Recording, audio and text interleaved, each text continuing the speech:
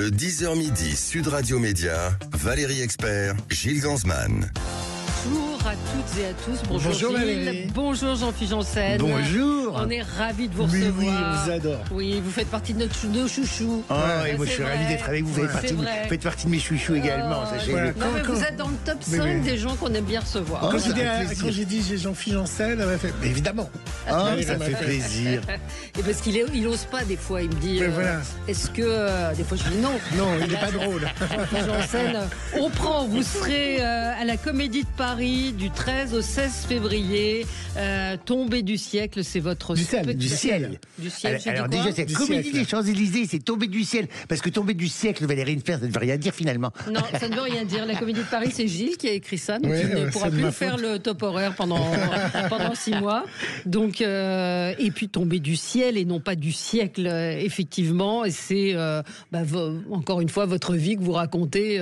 Oui, c'est ça, c'est autobiographique, mais c'est surtout, et puis je trouvais Tombée du ciel parce qu'il y avait un truc de providentiel dans le titre. C'était ici pour dire je suis plus dans les avions, maintenant je suis au sol. Voilà mon arrivée dans le showbiz. Mais c'est aussi un cadeau tombé du ciel parce que je suis content en tant qu'artiste que ça ait marché pour moi quand j'ai décidé de me lancer. Absolument. Qu'est-ce qui a changé justement depuis le début? Oui, on va juste dire que vous êtes partout en France en tournée. Hein. C'est une tournée internationale dans toute la France. C'est une tournée internationale. Vous serez à Toul, ce qui est quand même à Besançon, à Plouguerneau, à Lorient, au Mans. Tout ça, évidemment, c'est Palais des Congrès, hein, monsieur. C'est pas. Oui, c'est ça. On ne fait pas les choses à moi. C'est pas la petite salle. C'est pas des petites salles. Donc il y a effectivement pas mal de villes. Biarritz, vous y serez en mai. Saint-Grégoire, vous serez à Nantes, vous serez à Bordeaux, au théâtre du Casino, et à Toulouse. Ça, ce sera le 14 mai. Je donne les dates parce que nos amis du Sud-Ouest, évidemment, auront envie de vous voir. Et puis surtout, on est très très écoutés, vous le savez, puisque Sud Radio a franchi un cap historique en digital. Près de 42 millions d'écoutes digitales en 2024. Ça va jamais rentrer dans vos salles. Sur vos smartphones, PC, tablettes, bref, tout, vous retrouvez Sud Radio partout. Et on est très très très heureux de vous avoir avec nous, aussi fidèles auditeurs. Et évidemment, j'imagine que vous avez l'application Sud Radio pour nous suivre partout, Jean-Philippe Janssen. Mais bien sûr, je suis les jours localisés avec vous. Absolument. Et puis vous pouvez nous envoyer des photos si jamais vous voyez Valérie. Si jamais dans les villes où vous allez, parce que dans le Sud, il y a toute une campagne de Sud Radio en Ile-de-France, d'affichage. Vous voyez Valérie. Vous faites une photo à côté de Valérie, vous nous l'envoyez, puis peut-être vous gagnerez un cadeau. Peut-être que j'aurai un mug Sud Radio, quelque chose comme ça. Ça, on va vous le donner. Voilà. Alors Gilles, vous avez commencé à poser la question. Qu'est-ce qui a changé pour vous depuis toutes ces années? La notoriété, le fait d'arriver dans le showbiz, c'est-à-dire que je parle beaucoup de ce que ça a changé dans ma vie, et dans celle de mes parents. Alors mes parents, eux, ils voient ça de loin, ça n'a pas changé grand-chose. Si c'était que ma mère c'est devenue une star dans son village, mais sinon, si maintenant ils font un truc, mes parents, ma mère elle me fait signer des autographes en avant. J'ai des petites cartes avec ma photo dessus, et elle me fait faire des trucs bisous Jean-Philippe, et j'en fais plein. Et je me dis mais qu'est-ce qu'elle fait avec ça? Je dis c'est pour donner ça à ses amis, mais elle m'en fait faire trop, tu vois. Et la dernière fois, j'étais avec elle va à la boulangerie par exemple, et elle dit bonjour madame, je voudrais 2 baguettes et un fraisier. Oui, avec ceci vous faites autre chose. Et là elle donne une carte autographe, elle dit oh j'ai oublié, le gamin il a donné ça pour vous. Et là t'as la boulangère qui fait tenez le fraisier, je vous l'offre. Et là elle a eu 30% de réduction sur ses matelas en donnant un autographe aussi. C'est vrai? Et elle a changé de literie, 30%. Non mais c'est vrai? Oui. Incroyable. Donc mais je trouve ça mignon, je trouve ça tellement drôle. Trop mignon. Et moi ça a changé des choses, oui. Ça m'a un peu isolé, surtout dans mes relations amoureuses, parce que maintenant c'est qui m'approche pourquoi. Oui, c'est ça. Ça c'est compliqué parce que moi j'ai tendance à avoir confiance, et puis je vois l'amour partout. Vous savez, moi je suis un cœur d'artichaut. Voilà. Mais et donc vous vous dites, est-ce qu'on s'intéresse à moi pour Ah non, là ils se sont dans les 2 dernières relations, c'était catastrophique parce qu'ils se sont intéressés à moi juste pour ce que je pouvais leur apporter. Et quand on s'en aperçoit, ça fait mal à son petit cœur. Et pourquoi vous en êtes pas aperçu au début? Parce que je veux y croire.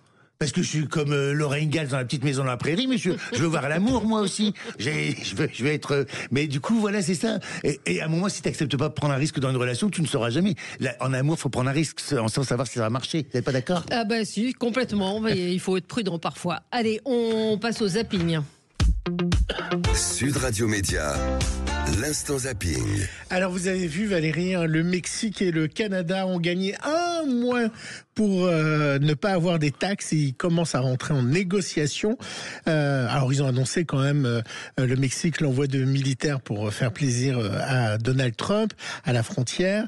Et Donald Trump a aussi obtenu qu'il y ait un monsieur fentanyl au Canada. Alors dans les médias, ça donne l'impression qu'il y a eu un coup de pression, ce qui a fonctionné absolument. Mais il faut dire qu'au Canada, ils avaient quand même commencé à mettre la pression aux Américains en supprimant tous les alcools américains, tous les vins. Et alors, je vous propose de regarder, c'est bien aussi des fois de voir des autres télés. Je vous emmène dans la télé québécoise, sur le réseau TVA. Et là, pour le coup, vous voyez que les Américains, les Canadiens se laissaient pas faire. Le gouvernement du Québec emboîte le pas à l'Ontario, à la Colombie-Britannique, à la Nouvelle-Écosse. Dès mardi, les produits américains seront retirés des tablettes de la Société des alcools. De même, il n'y aura plus de produits dans les restaurants, les agences, les bars. C'est le message qu'a envoyé le ministre des Finances, Éric Girard. Faut dire qu'il y a plus de 1500 produits provenant des États-Unis qui sont distribués dans la Société des alcools et également c'est le 4e plus important vendeur pour la Société des alcools. On parle de 1500 produits. Le Québec est le 2e plus grand importateur au Canada après la LCBO de l'Ontario. Vous imaginez, les vins californiens, les bières, tout ça a été interdit au Canada et au restaurant. Oui, on voit des images d'ailleurs de rayons vides dans la Société des alcools, mais j'ai une amie journaliste québécoise qui dit, mais la liste d'épiceries canadiennes qu'on voit un peu partout, désolé de vous dire, mais c'est un peu n'importe quoi. Par exemple, Kraft, qui est une société américaine, elle fabrique son fromage et son ketchup à Mont-Royal en s'approvisionnant au Québec et en Ontario. Saputo, qui est une marque canadienne, travaille avec du lait filtré américain. Donc c'est compliqué. Les mini wheats de Kellogg's, ils sont fabriqués dans une ville québécoise avec du blé de l'Ontario. Donc c'est pas simple. Il y a des emplois locaux. C'est pas simple de boycotter les produits américains. En tout cas, ils avaient commencé une démarche. Vous faites juste pour rire, vous allez au Canada, vous êtes connu là-bas ? Non, j'ai pas fait juste pour rire encore. Ah bon, pourquoi ? Parce que l'occasion s'est pas présentée et puis mais il est prévu une tournée internationale au Québec et puis États-Unis. Ah, vous avez jamais été à Montréal en spectacle ? Jouer non, alors j'y suis allé souvent en tant qu'hôtesse de l'air, j'ai souvent fait la rue Sainte-Catherine, j'ai souvent acheté mes jeans, j'avais des habitudes à Montréal. Mais y jouer non, j'ai pas eu l'occasion. Vous avez pas été faire de la guimauve sur le Mont-Royal ? Si, non, mais et là je m'apprête à y retourner et puis aller jouer là-bas, mais non, mais vous savez, ça fait pas très longtemps que je suis dans le métier quand même, je crois que j'ai 50 ans de carrière, mais ça fait à peine 8 ans. Ah oui. C'est jeune. Oui, c'est jeune. Aujourd'hui, c'est la journée mondiale du cancer, Valérie, avec un mot d'ordre, la prévention, la détection, enfin plusieurs mots d'ordre, la prévention, la détection et la lutte contre la stigmatisation, et en particulier les enfants. C'est évidemment pour les adultes aussi, mais pour les enfants, perdre leurs cheveux, perdre leur autonomie, leurs copains, leurs camarades. Un reportage qui racontait tout ça dans le 20h de France 2. Depuis 2 mois, Mélissa suit des cures de chimiothérapie pour une tumeur maligne au foie, un cancer à 10 ans. T'as peur de perdre tes cheveux à cause des médicaments ? Oui. Ça te fait peur, pourquoi ? J'ai peur que ça repousse plus. L'important, c'est que toi, tu te battes et qu'on soit à tes côtés. Et le reste, nous, on t'accompagne. Situé au sud de Paris, l'Institut Gustave Roussy accueille chaque année 2700 enfants. Face au cancer, les traitements s'étendent d'1 mois à 2 ans. Agathe est arrivée en septembre. Depuis, elle enchaîne les examens. Chacune de ces étapes nourrit son angoisse. Car à 17 ans, Agathe a failli perdre sa jambe gauche. Elle a subi une lourde opération au fémur pour lui retirer des cellules cancéreuses situées dans son os. Alors, il y a de plus en plus de cancers chez les jeunes, en fait. Je ne sais pas si vous avez vu ces chiffres terrifiants. C'est ce que j'allais dire en des annonces. Et puis, évidemment, vous pouvez aller faire des dons sur les différentes associations, que ce soit la Ligue contre le cancer ou les autres. C'est la journée internationale du cancer. Valérie, est-ce que vous êtes prêt à puer pour l'écologie ? Oui. C'est pas vrai. Je vous connais, c'est pas vrai, Valérie. C'était du tableau de l'ADEME. Oui, c'était dans tous les médias, y compris dans vos débats hier. Tout le monde en a parlé. Je sais pas si vous avez suivi cette affaire. Il y a une l'agence gouvernementale, l'ADEME, qui a eu publier des recommandations pour faire des économies sur le lavage des vêtements. Pour gaspiller moins d'eau. Combien de fois il faut changer de slip, de pyjama? Alors, il faut garder un soutien-gorge, il faut le porter 7 fois. Ah, moi, je le garde tout le temps. Oui. Un vêtement de sport, 3 fois. Il faut au moins faire 3 fois du sport avec. C'est pas vrai. Si, je vous promets que c'est vrai. Un jean, 30 fois. La seule chose que vous pouvez changer tous les jours, c'est votre slip. Voilà.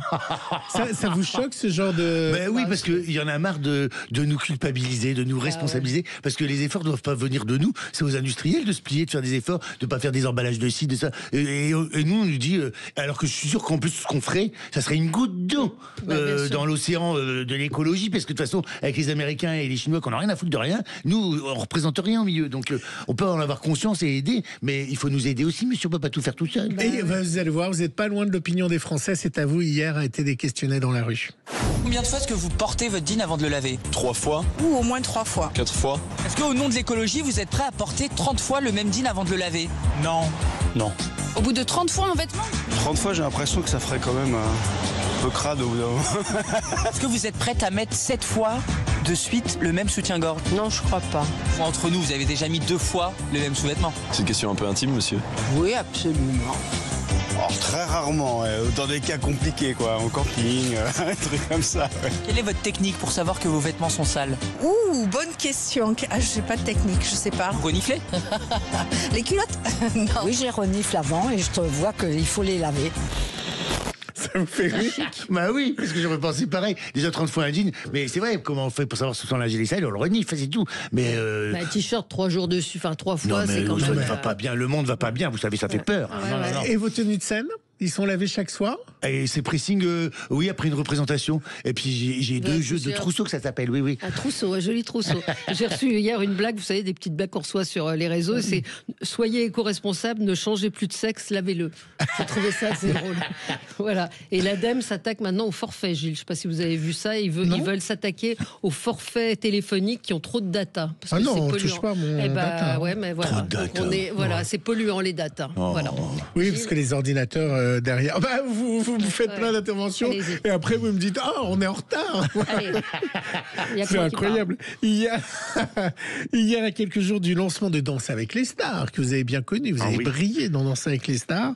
Chris Marquez a été sympa avec vous? Oui, il a été alors sévère, certes, mais compatissant et puis très pédagogue. Mais là, je regarde ça avec compassion parce que maintenant que je sais la souffrance que c'est et les efforts, je les regarde toujours. Je vois plus les danseurs de la même façon. Et tous mes amis qui sont là, je leur envoie des messages de soutien parce que je sais. Maintenant, je sais. Parce qu'ils étaient tous invités à C'est à vous. C'est dur la semaine ou les 10 jours avant? Les 3 semaines avant, ouais, c'est dur parce qu'en plus, c'est à fond, on sait pas vers quoi on va. Pour 4 minutes de show, hein. Mais moi, j'ai perdu, je crois, les 3 premières semaines, j'avais perdu 7 kilos. Ah ouais. C'est intense, c'est 6 heures de danse par jour donc et puis là on apprend tout. Après il y a un certain roulement, mais là c'est tout d'un coup et c'est beaucoup d'informations. Et puis le corps et voilà, c'est une souffrance. Faut être prêt. Physique, voilà. C'est pas de la rigolade. Vraiment, je les admire parce que c'est pas de la rigolade. Hier, Chris Marquez a répondu à la question pourquoi était-il si méchant? Je n'essaye pas d'être méchant, c'est pas du tout un rôle que j'essaye de me donner. Je veux simplement être honnête envers la danse. On oublie en fait que la danse est quand même un art qui est très difficile. Un danseur se lève tous les jours avec des douleurs. Un danseur, pour bien faire, se fait mal tous les jours.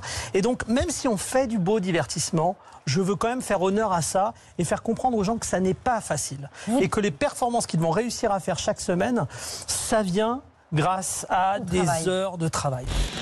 Hier, c'était les Grammys Awards, la remise des prix de l'industrie musicale. Et si Beyoncé a brillé, il y a aussi nos métalleux français, le groupe Gojira, qui a reçu donc un Grammy pour leur prestation durant la cérémonie d'ouverture des Jeux Olympiques, où ils avaient enflammé la conciergerie avec la chanteuse lyrique Marina Viotti. Ça s'appelle Mea Culpa, ça ira. Ah, ça ira, ça ira, ça ira. Les aristocrates à la lanterne. Ah, ça ira, ça ira, ça ira. Les aristocrates, on les pendra.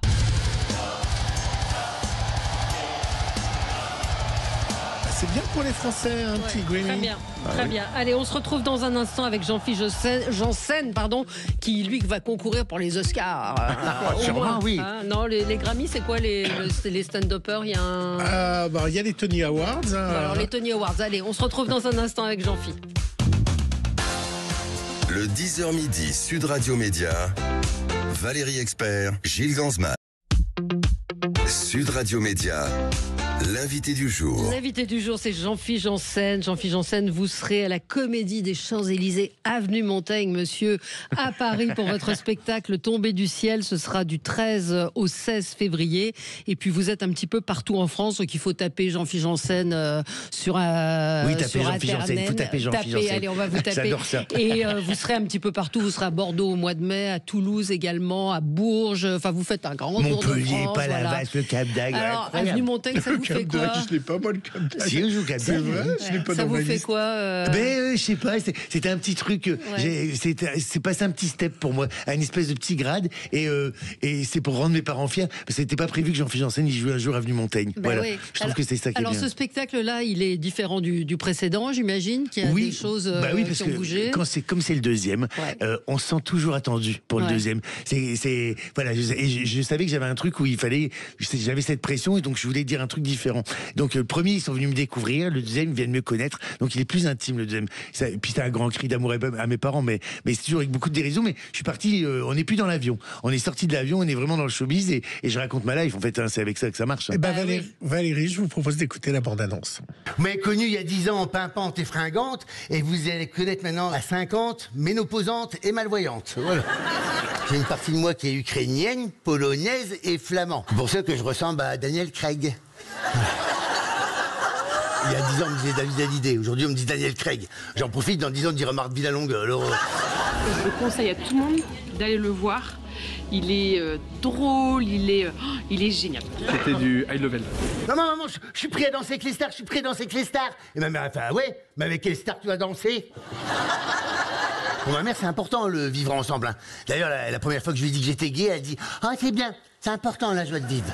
En fait, j'ai pas de mots, j'ai rigolé toute la soirée. Je l'adore et franchement, faut vraiment y aller. À Paris, même si t'as pas aimé, tu dis pas que t'as pas aimé. À Paris, si t'as pas aimé, ils disent tous cette phrase que je ne peux plus entendre, hein, c'est « Vous avez une belle énergie sur scène ».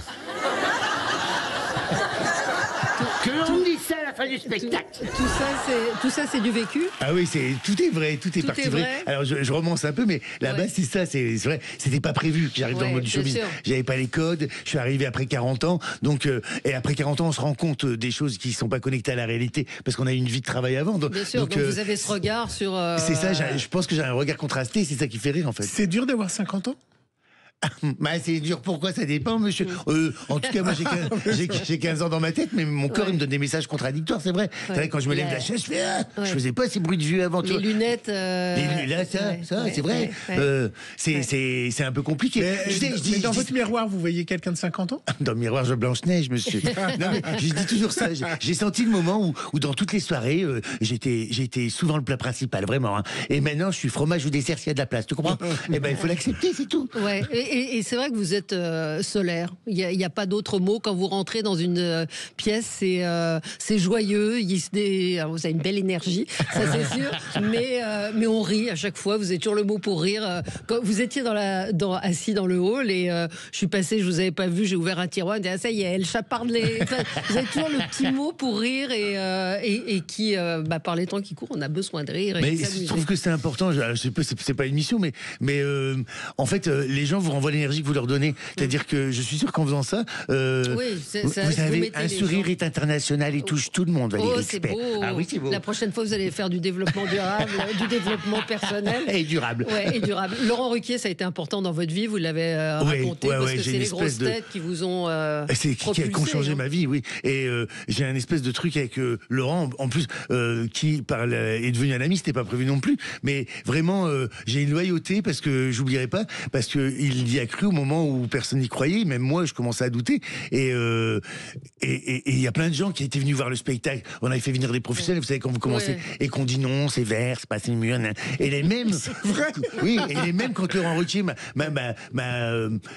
adoubé pour venir aux grosses têtes. Je dis, ah mais nous on le savait, on était là au début, on savait que ça finirait comme ça. Et voilà, c'était mon premier rapport avec le showbiz en disant, oh là là, les menteurs. Mais du coup, j'ai un espèce de truc de cœur avec Laurent Ruquier, ça s'oublie pas. C'était vraiment une période où je doutais et puis il a cru en moi. Qu'est-ce que l'argent a changé ? Qu'est-ce que l'argent a changé ? M'ont découvert à la banque, parce que pendant des années, la banque c'était mon réveil matin, j'avais pas d'argent justement, j'avais que les huissiers, donc c'était mon réveil matin. Et la banque elle appelait, on disait Monsieur Janssen, votre compte est débiteur. Je dis oui, je vais le rebiter, voilà. Mais maintenant, il m'appelle pour faire des placements, c'est mieux. Et puis, vous placez ? Vous êtes bon en ça ? Non, je suis pas bon, on fait pour moi. Et non, moi j'ai un rapport. Vous êtes un flambeur ou pas ? Vous dépensez. J'ai un rapport à l'argent où j'en ai jamais eu parce que j'ai toujours perdu beaucoup d'argent souvent pour mes relations. Donc j'ai souvent eu des dettes et des machins et des huissiers. Je connais plus les huissiers que les banquiers. Donc ce qui fait que maintenant j'ai appris que la vie pouvait changer en 5 minutes. Donc j'ai du mal à épargner et je me fais plaisir. Et puis là cet argent, je me dis j'en ai jamais eu. Faisons. Oui, puis faisons profiter mes proches, voilà. Donc c'est vrai que je suis un peu pas flambeur, mais j'ai du mal à épargner. Et ça me fait peur d'épargner. Vous avez gardé quand même votre métier de steward pendant un moment avant d'arrêter complètement. Oui, pendant 4 ans. Et ça a été compliqué. J'ai même fait un petit burn-out parce que à un moment aller à Beyrouth, revenir jouer, puis repartir à Singapour le lendemain, c'est un petit peu compliqué. Et quand on trouve plus sa deuxième chaussette et qu'on se met à pleurer, c'est qu'il y a un problème. Mais il a fallu faire un choix. Mais c'était difficile de faire un choix parce qu'on est sécurisé. Voilà. À un moment, le cul entre deux chaises, c'est difficile. Alors qu'on a vu autant de pays, est-ce que on arrive à... Pourquoi vous vous marrez ? Avoir vu du pays, ça peut être à double sens. Ah oui, non, c'était pas dans ce sens-là. Et puis des heures de vol aussi. Voilà, non, alors c'était au premier degré. Quand on a vu autant de pays, est-ce qu'on arrive à se payer un voyage pour se faire plaisir ? Vous comprenez ma question ? Oui. Quand on n'a jamais payé l'avion, qu'on a été dans plein de pays, est-ce qu'on a envie de voyager encore ? Est-ce qu'on a envie de profiter de certains pays ? On l'apprécie 2 fois plus parce que quand on est assis dans l'avion en business et qu'on regarde les autres travailler et qu'on sait que nous on a fait ce métier, je veux dire que vous appréciez 2 fois plus votre confort. Et puis je jette mes assiettes par terre et je dis aux hôtesses ramasse. Et je dis à mon temps c'est plus propre. Non, mais on apprécie, on aime bien, et surtout que j'ai la chance d'avoir gardé mes avantages parce que j'avais 20 ans d'ancienneté, donc j'ai gardé mes avantages. J'ai pas poussé la charrette pour rien, monsieur. Et donc c'est ça, c'est assez plaisant. Et puis j'ai un lien fort avec. Vous payez 50%. Non, c'est un peu plus complexe que ça. C'est 10% du tarif le plus cher, et voilà. Et par contre, c'est pas prioritaire. Je ne prends pas la place d'un passager. C'est un peu plus. Et votre fiancé en profite ou pas ? Non, j'ai votre accompagnant. Non, que mon conjoint. Ah oui, voilà. Alors, j'en cherche un. Voilà. Pour la Saint-Valentin, vous allez faire un spectacle particulier. C'est pour ça que je joue à la Saint-Valentin. Je vais le repérer dans la salle. Les dossiers de candidature sont à remettre à la caisse.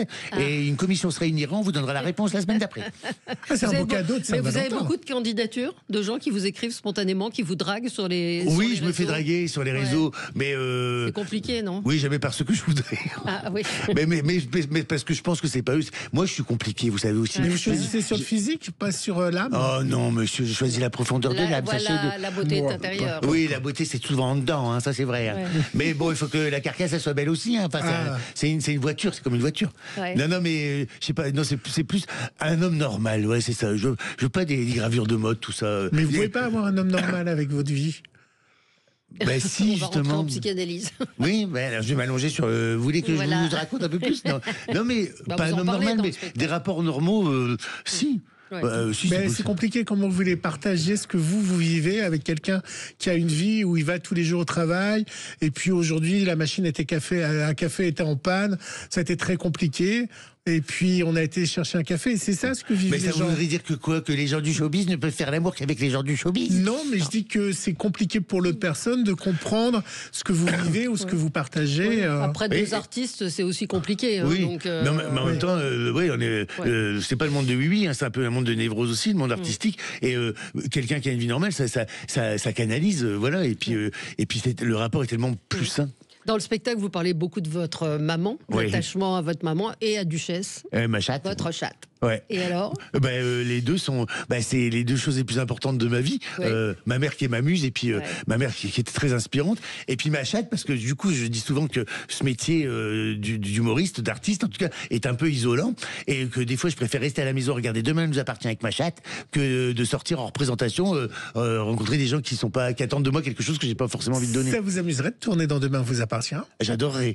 J'adorerais. En plus, je connais la série par cœur. Je pourrais même les inspirer pour le scénario, en dire mais si, il faut qu'il fait ça, faut qu'il Vous fasse ça. feriez quoi si vous deviez, si TF1 avait une proposition, s'il nous écoute, vous aimeriez faire quel rôle? Je serais sûrement infirmière à l'hôpital Saint-Clair. Ah ouais, vous regardez vachement la télé? Oui, j'aime bien la télé et je trouve que les créations, enfin les chaînes mettent beaucoup d'argent maintenant dans la création et les créations fiction sont de qualité. Ouais. Donc j'aime bien les créations de séries françaises. Donc je me verrais bien jouer dedans. Mais bientôt vous me verrez jouer dans une fiction. C'est vrai? Oui. On va vous voir. Ah, c'est une annonce. Allez-y. Oui, c'est une annonce. Bientôt vous verrez dans une fiction. Avec un rôle tragique. Non, et une fiction que j'ai écrite, donc et qui va voir le jour en 2025. Donc j'en dis pas plus parce que je suis très superstitieux. Ça raconte l'histoire de Jean-Philippe Janssen. Non, c'est pas autobiographique. C'est pas autobiographique. Un auditeur demande un duo avec Jarry, ce serait possible? Ah oui, ça serait tout à fait possible. Ce serait drôle. Oui, on avait fait il y a pas très longtemps quand il était encore aux manettes de l'émission de France 2. Tout le monde doit prendre sa place. On avait fait une spéciale et on avait beaucoup ri sur le plateau et donc non, l'osmose se passe bien avec Jarry. Karine Le Marchand, c'est toujours votre copine? C'est toujours ma grande copine et elle jouera dans ma fiction d'ailleurs. Ah, c'est vrai? Ah ouais. On a des scoops ce matin. On a des scoops. C'est pour vous, je vous aime bien. C'est gentil. Donc Karine Le Marchand va être comédienne. Oui. Mais dans un rôle qu'elle tiendra très bien, une espèce de féministe castratrice très autoritaire. Karine, si tu nous écoutes, on t'embrasse. À Aix. Voilà, elle est à Aix, absolument. Donc, on va vous retrouver à la Comédie des Champs-Élysées à Paris du 13 au 16 février, un petit peu partout en France, Besançon le 19 février, enfin on va pas citer toutes les villes, mais vous êtes partout, il y a l'Est, de l'Ouest, du Sud. Quand vous êtes dans le Nord, c'est différent? Je sens bien que c'est l'enfant du pays. Et donc quand je reviens, les gens ont une espèce de gratitude et une ferveur. Donc il y a une espèce de truc où quand les gens du Nord, c'est un milieu qui a tellement été sinistré industriellement que quand il y a quelque chose de chez eux qui marche, ils le mettent en avant et le portent haut et fier. Et moi j'ai toujours senti ça avec moi. Donc je sens une certaine fierté dans leurs yeux quand ils me voient. Et tu peux pas savoir comme c'est plaisant. J'espère être à la hauteur. Voilà. Et votre maman, elle sera là à la première?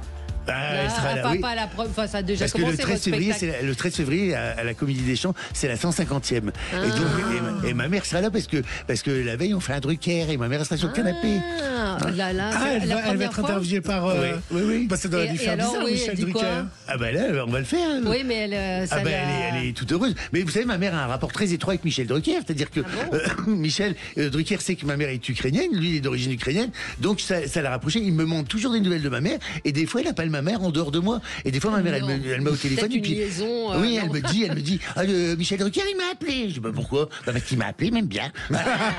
Donc, en tout cas, on va rire beaucoup à votre spectacle et on en a besoin en ce moment, comme on dit.